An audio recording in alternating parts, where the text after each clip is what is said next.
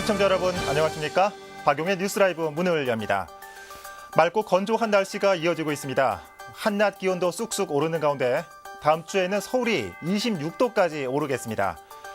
그리고 봄철 자외선이 여름보다 더 위험할 수 있다고 하니까 주의하시길 바랍니다. 4월 27일 박용의 뉴스라이브 지금부터 시작합니다. 오늘의 헤드라인입니다. 경찰이 신현희 강남구청장의 수억 원대 이르는 횡령 배임 정황을 포착했지만 신 구청장은 강력 부인하고 있습니다. 서울의 첫 경전철인 우이신설 경전철이 7월 말 개통을 앞두고 막바지 공사가 한창입니다. 승객 확보가 최대 관건입니다. 파산 절차가 진행 중인 의정부 경전철에 대해 법원이 파산 취소 협상을 권고했지만 갈등은 계속되고 있습니다. 송파구 잠실의 한 도로에서 접촉사고가 난 차량에서 화재가 발생해 900만 원의 재산 피해가 발생했습니다.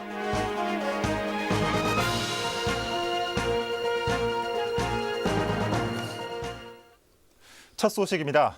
신현희 강남구청장, SNS 단체 대화방에 문재인 대선 후보를 비방하는 글을 올려 경찰이 수사하고 있는데 이번엔 배임과 횡령 혐의를 내사하고 있는 경찰이 수억 원대에 이르는 횡령 정황을 포착했습니다. 강남구도 이 같은 내용을 강력하게 부인했습니다. 현장에 나가 있는 취재기자 연결해봅니다. 지역배 기자. 네, 저는 지금 강남구청에 나와 있습니다. 네, 이 경찰이 내사 중인 신현희 강남구청장의 이 횡령과 배임 혐의에 대해서 이 대략적인 내용이 드러났다고요? 네, 그렇습니다. 지난 25일 한 언론 매체가 신현희 구청장의 횡령과 배임 혐의 내용에 대해 보도하면서 네. 세상에 알려졌습니다. 예. 그 내용을 살펴보면 배임이나 횡령과 관련해 경찰이 내사를 벌이고 있는데 네. 그 액수가 20억 원에 달한다는 겁니다. 예. 경찰은 아직까지는 정식 수사를 벌이고 있는 건 아니고 조사 단계라고만 밝히고 있습니다. 예. 자, 이 횡령이라고 하면 어떤 혐의를 받고 있는 겁니까? 네, 자치단체에서는 구정을 위한 다양한 정책을 추진하고 있는데 네. 좋은 평가를 받게 되면 포상금을 주는 제도를 시행하고 있습니다. 그런데 신 구청장이 매월 구청 직원들에게 돌아가는 포상금을 약 500만 원씩 최근까지 총 3억 원가량 횡령했다는 내용이 나왔다는 겁니다. 네. 자, 포상금을 횡령했다는 혐의를 받고 있는 거고, 자, 그렇다면 이 배임 혐의는 어떤 것 때문에 있는 겁니까? 네, 강남구는 세곡동에 전국 최초로 민간 투자를 받아 구립 요양 시설을 지었습니다. 네. 이 시설을 한 민간 단체에게 위탁 운영을 맡겼는데 이 과정에서 19억 원대 배임을 저지른 혐의를 받고 있는 겁니다. 네. 자, 그렇다면 이 강남구청, 특히 신현희 구청장은 현재 어떤 입장을 보이고 있죠? 네, 강남구는 어제 오전에 보도자료를 통해 사실과는 다른 오보라며 조목조목 반박했습니다. 네. 먼저 횡령 혐의에 대해서는 구에서 지급하는 포상금 지급 시스템상 절대 불가능한 일이라는 겁니다. 포상금의 경우 행정자치부의 재정 시스템을 통해 해당 부서의 공금 통장 계좌로 입금되기 때문에 구청장의 횡령이 불가능하다고 설명했습니다. 예. 또 배임 혐의에 대해서도 구청이 이미 지난해 6월 재단의 시설 운영비 미납에 따른 민사 소송과 다음 달인 7월 형사 고발까지 한 상황으로 예. 배임 혐의 운운하는 건 명백한 허위 보도라고 지적했습니다. 예. 신현희 구청장은 이런 내용을 보도한 언론사에게 검찰 고발은 물론 언론중재위원회에 제소하는 등 강력히 대응할 것이라고 밝혔습니다. 예. 자, 그런데 지 기자, 이 시청자 여러분들이 좀 궁금해하실 수도 있을 것 같아요. 이 횡령과 배임 어떻게 다릅니까? 네, 모두 이제 궁금하실 것 같은데요. 횡령은 금전에, 즉 이제 돈에 직접 손을 댄 것으로 이제 봐야 하고요. 네. 배임은 회사, 이제 강남구청인 경우는 구청이겠죠. 예. 구청에 업무상 손해를 입힌 것으로 이해하시면 될 것 같습니다. 그렇게 좀 비슷하면서 다르네요. 자, 마지막으로 지 기자, 경찰이 신 구청장의 SNS 단체 채팅방 수사에 대해서 언급을 했죠. 뭐라고 했습니까? 네, 이철성 경찰청장이 지난 24일 기자 간담회에서 밝힌 건데요. 네. 이 청장은 카톡 최초 작성자인 전 국정원 직원인 신모 씨를 조사했고 최다 문자를 발송한 사람도 조사하고 있다고 말했습니다. 예. 신현희 구청장 비방글 유포 혐의를 포함해 조사할 자료가 워낙 많다면서 최대한 빠르게 진행한다면 선거 전에 마무리할 수 있을 것이라고 밝혔습니다. 네. 자, 지역배 기자 잘 들었습니다. 네, 지금까지 강남구청에서 전해드렸습니다. 예. 아직 수사가 진행 중인 상황이기 때문에 이 부분은 지속적으로 취재해서 알려드리도록 하겠습니다. 자, 다음 소식 전해드립니다. 오늘 7월 말 개통 예정인 서울시의 첫 경전철이죠. 우이신설 경전철이 달릴 준비를 끝마쳤습니다. 대부분의 공정이 끝난 가운데 이용 요금과 역명까지 최종 결정됐습니다. 미리 만나보는 경전철 소개해드립니다. 서울 강북구 우이동에서 동대문구 신설동을 잇는 우이신설 경전철. 8년여간의 공사 기간을 끝마치고 개통 준비가 한창입니다. 오는 7월 개통 예정인 우이신설 경전철의 내부를 타봤습니다. 보시는 것처럼 이 내부 크기는 의정부 경전철에 비해서 더 큰 모습입니다. 현재 95% 이상의 공정률을 보이고 있고요. 안정성 확보를 위한 종합시험 운행이 진행되고 있습니다. 시스템상 타 프로젝트에 비해서 상당히 안정되어져 있다고 생각합니다. VSD라든지 신호 분야가 저희들 1년 반 동안 사고 없이 시험을 했기 때문에 충분히 개통 후에도 안전할 수 있다고 장담하고 있습니다. 이용요금은 일반은 1,250원, 청소년 720원, 어린이 450원으로 최종 결정됐습니다. 일반 전철 요금과 동일하고 마찬가지로 환승 할인을 받을 수 있습니다. 총 13개 역사 역명도 확정됐습니다.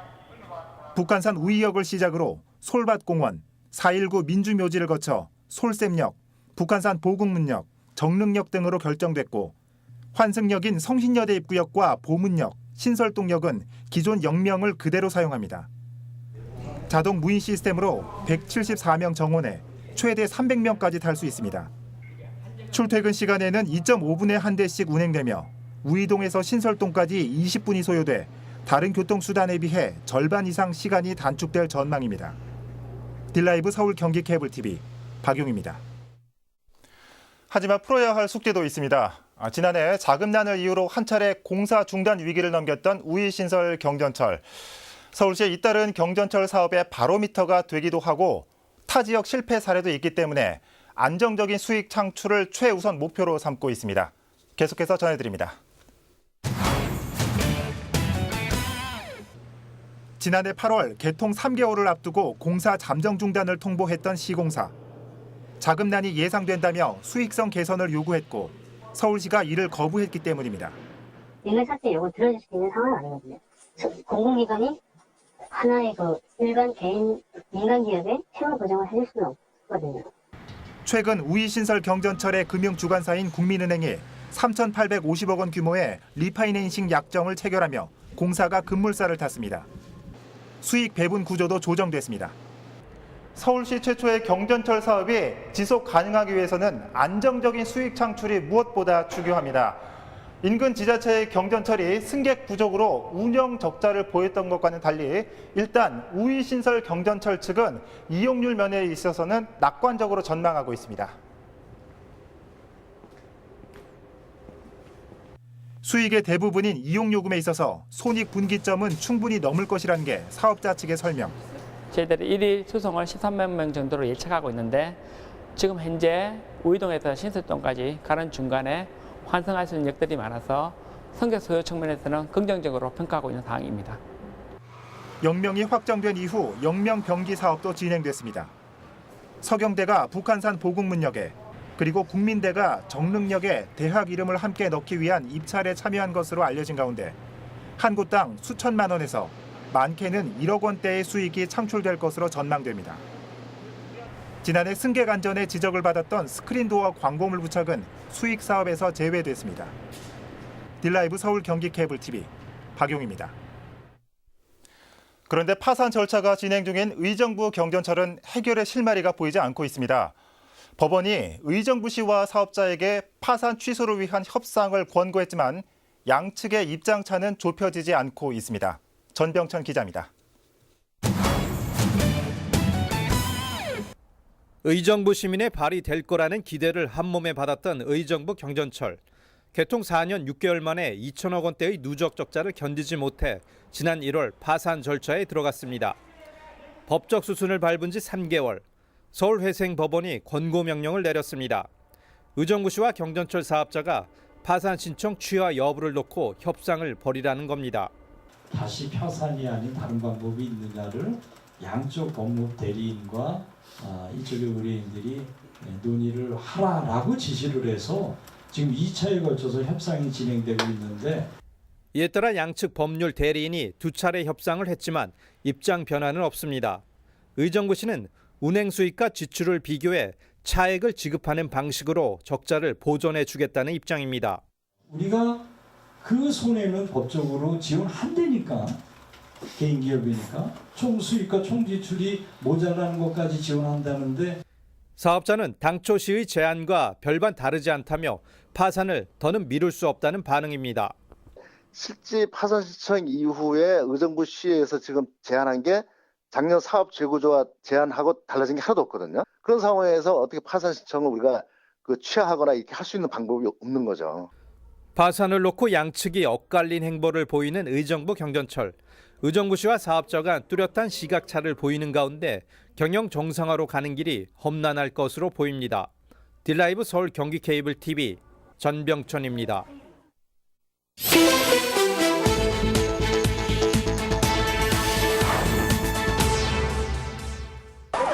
어제 오후 3시쯤 서울 송파구 잠실동에서 교통사고로 인한 차량 화재가 발생했습니다. 불은 접촉사고가 발생한 뒤 차량 엔진룸에서 시작됐습니다. 이 사고로 인명피해는 없었으며 소방서 추산 900만 원의 재산 피해가 발생했습니다. 어제 오전 10시쯤 송파구 방이동의 한 비닐하우스에서 화재가 발생했습니다. 인명피해는 없었으며 소방서 추산 총 800만 원의 재산 피해가 발생했습니다. 경찰은 비닐하우스 안에 전선이 합선되면서 불이 난 것으로 보고 정확한 화재 원인을 조사하고 있습니다. 오늘 새벽 1시 30분쯤 경기도 남양주시 진전읍의 타이어 판매장에서 화재가 발생했습니다. 최초 신고자는 타이어 판매점 지붕에서 연기와 불꽃이 발생했다고 진술했습니다. 불은 타이어 판매장과 자동차 수리점, 셀프 세차장 사무실 등을 태우고 1시간 만에 진화됐습니다.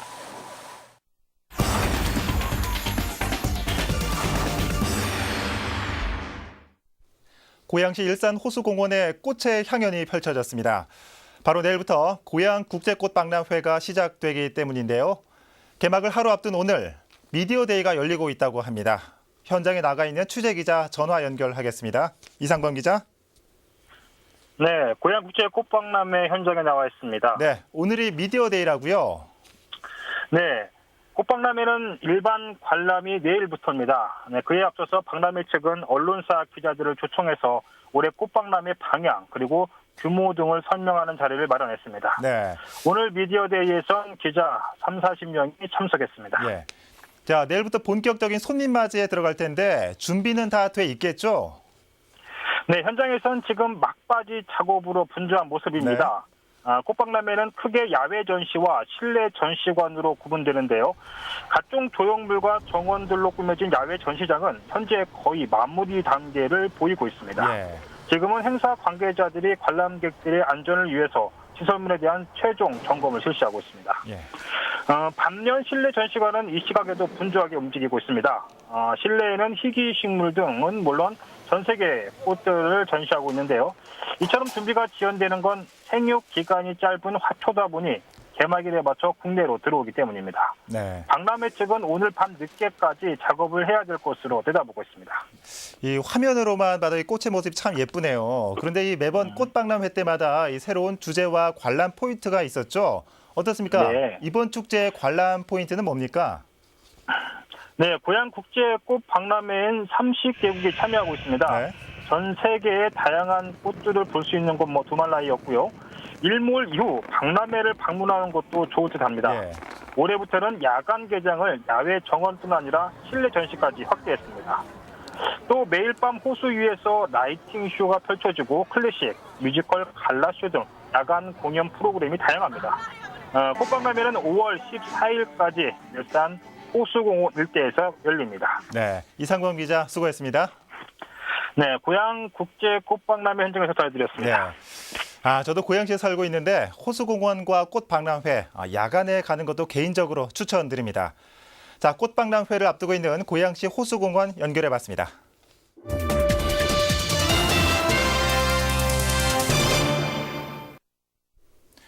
남양주시의 한 마을이 동물 화장장과 수목장 유치를 두고 주민 의견이 찬반으로 나뉘어 민심이 두동강 났습니다. 수목장은 불허가 됐지만 동물 화장장은 현재 진행형이라 주민 갈등이 커지고 있습니다. 보도에 김정필 기자입니다. 구암 삼리 마을회관에서 동물 장묘업과 관련한 주민 설명회가 열렸습니다.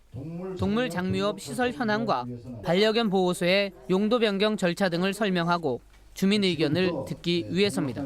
이 문제로 인해서 주민들 간에 갈등이 좀 생긴 것 같은데 이런 기회에 서로의 입장을 좀 이해를 하시고 좀 앞으로도 그 갈등이 좀 많이 해소되기를 좀 바라면서 찬반으로 갈린 주민들은 입장 차이를 좁히지 못하고 고성을 주고받으며 평행선을 유지했습니다. 구암 삼리의 발전이나 또 개개인의 소득 증대 또 마을에 전혀 훼손이 되지 않고 그런 면을 다 얘기를 했기 때문에 저는 찬성적으로 이 구암 삼리에 대외적으로 화장장이 들어온다면 어떻게 생각하시겠습니까? 모든 사람들이. 야, 그 동네 진짜 좋은 동네네. 화장터가 들어오면 진짜 좋은 동네네. 그렇게 얘기할 사람 있어요? 없어요. 보통 사람들 없어요. 구암 삼리 입구라 할 수 있는 가평군 대성리 MT촌도 술렁입니다.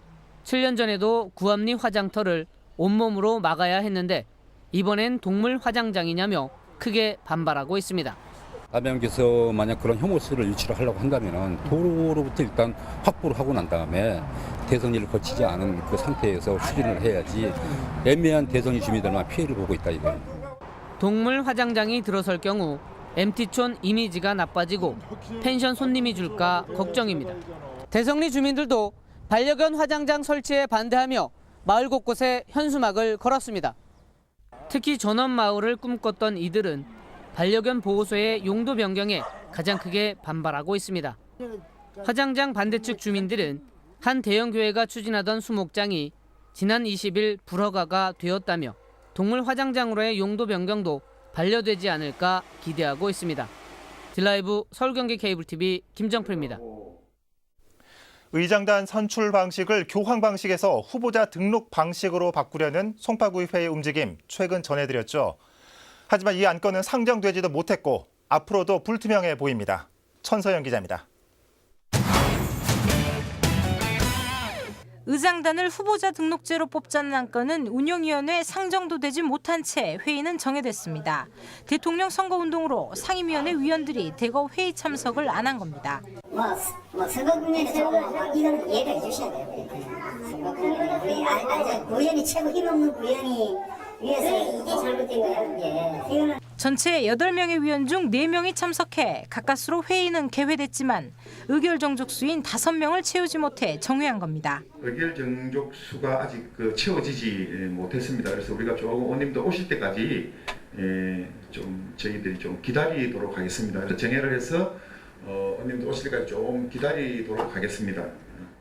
회의 정회로 의장단 선출 방식을 후보자 등록제로 바꾸자는 안건은 논의 자체가 안 됐습니다. 하지만 의결 정족수가 채워져 안건이 상정됐다 하더라도 의결 가능성은 낮아 보입니다. 사전에 의원들 간의 공유가 없었고 여기에 일부 의원들은 후보자 등록제에 대한 회의적 시각이 팽배했습니다. 또 의장단 선출의 경우 당대당, 그러니까 더불어민주당과 자유한국당 등 양당 간의 합의가 선행돼야 한다는 의견이 지배적이었습니다. 정당적 합의가 없으면 이건 안 되는 부분이야. 이거 그렇지. 왜냐하면 이 선거 내부적 선거에 관련된 문제거든 이거는. 의장단 선출 방식을 후보자 등록제로 바꾸는 내용을 골자로 한 송파구 의회 회의규칙 일부 개정 규칙안. 안건은 상임위원회에서 논의조차 안 된 채 다음 회기까지 기다려야만 하는 상황에 놓였습니다. 딜라이브 서울경기 케이블TV 천선입니다. 강동구에는 아이들이 직접 에너지를 만들어낼 수 있는 체험 교육장이 있다고 합니다. 지구온난화와 환경 파괴로 몸살을 앓고 있는 요즘 신재생 에너지와 환경의 소중함을 가르쳐주는 교육 현장에 박영찬 기자가 다녀왔습니다. 빛나는 날개 아래에서 아이들이 환하게 웃습니다. 불빛이 들어오는 게 신기한 듯 반사판을 조절하는데 여념이 없습니다. 거울로 햇빛을 반사시켜 날개 불빛에 필요한 전기를 발생시키는 겁니다. 에너지를 절약하는 방법, 에너지 중에서 뭐가 있는지, 에너지 종류가 뭐가 있는지 배웠어요. 에너지를 절약해야 될 것 같다고 가짐을 했어요. 총 5개 테마로 구성된 마당에서 아이들은 물과 바람 등의 신재생 에너지를 만들 수 있습니다. 물 부족 국가에서 사용되고 있는 큐드럼을 직접 끌며 물의 소중함도 체험할 수 있습니다. 체험형 에너지 교육을 주제로 아이들에게 신재생 에너지의 개념을 알려주고자 2015년부터 사업이 시작됐습니다. 올해부터는 환경 파괴에 대한 경각심을 알려주는 교육도 진행하고 있습니다. 화석연료 에너지가 이제 고갈되잖아요. 그래서 학생들에게 신재생 에너지에 대해서 알려드리고 싶어서 저희들이 그동안 받은 교육을 여기 이제 에너지 마루에서 알려드리려고 이 프로그램을 진행하게 되었습니다. 미세먼지로 신재생 에너지의 필요성이 대두되고 있는 요즘, 고덕천 에너지 마루는 놀이를 통해 에너지를 만들고 환경의 소중함을 배울 수 있는 기회의 장이 되고 있습니다. 딜라이브 서울 경기 케이블 TV 박영찬입니다. 강남구는 영동대로 지하 공간 통합 개발 사업의 본격 추진을 위한 전략 환경 영향 평가서 초안 주민 공람과 설명회를 개최합니다. 초안에는 사업 시행으로 예상되는 주민 생활 환경과 환경 오염 피해, 생태계와 온실가스 등 환경에 미칠 주요 영향과 이에 대한 저감 방안이 담겨 있습니다. 공람은 다음 달 24일까지 한 달 동안 서울시 홈페이지와 강남구청 도시선진화 담당관, 삼성일동과 대치이동 주민센터에서 확인할 수 있습니다. 다음 달 10일에는 강남구민회관 대강당에서 주민설명회가 열립니다. 영동대로 개발은 삼성역 사거리에서 코엑스 사거리 구간에 단일 규모로는 국내 최대 규모의 광역복합환승센터와 문화상업시설 같은 복합적 기능의 공공인프라를 건설하는 사업입니다.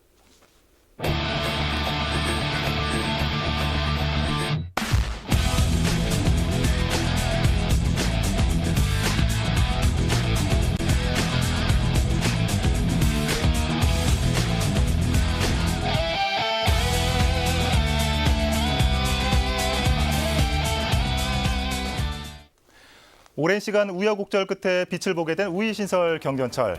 하지만 서울의 다른 경전철 사업들은 여전히 풀어야 할 숙제들이 많이 남아 있습니다. 우리나라에서 처음 시도되는 지하 경전철이니만큼 이목이 집중돼 있죠. 모쪼록 침체를 겪고 있는 다른 지역 경전철의 전철을 밟지 않고 시민들의 새 신발 역할을 했으면 하는 바람입니다. 4월 27일 박용의 뉴스 라이브 마칩니다. 시청해 주셔서 고맙습니다.